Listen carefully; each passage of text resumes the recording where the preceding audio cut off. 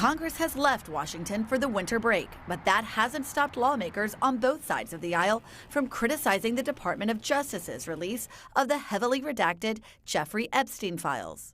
Senate Minority Leader Chuck Schumer today introducing a resolution to take legal action for what he calls the DOJ's blatant disregard for the Epstein Files Transparency Act.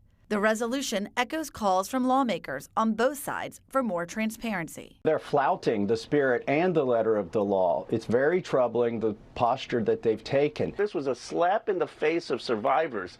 What do they want? They want to know who are the rich and powerful men who visited Epstein's rape island and covered up the abuse. Of the roughly 3,500 files released Friday, more than 680 pages of documents were entirely redacted.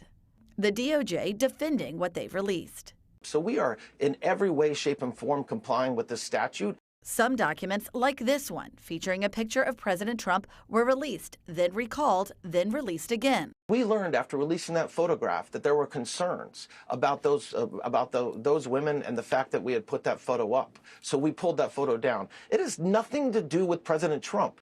All of it leaving victims of Epstein frustrated. The family of Virginia Roberts Giuffre, one of the most vocal Epstein survivors who died by suicide earlier this year, still calling for accountability for the powerful people who were part of the late sex offender's orbit. I think we still have a big fight ahead of us. We understand that, and we won't stop. We won't stop until true justice is actually served. A number of Epstein survivors released a statement today asking lawmakers to take decisive action to enforce the law and compel the DOJ to fully comply.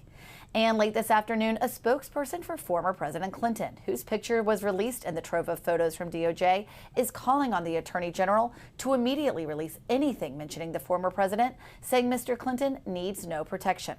Julia Ainsley, NBC News, Washington.